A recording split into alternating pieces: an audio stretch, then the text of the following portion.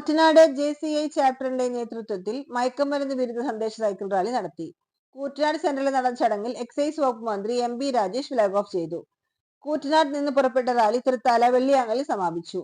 പൊന്നാനി കർമ്മ cycling ക്ലബ്ബുമായി സഹകരിച്ചുകൊണ്ടാണ് rally നടത്തിയത്.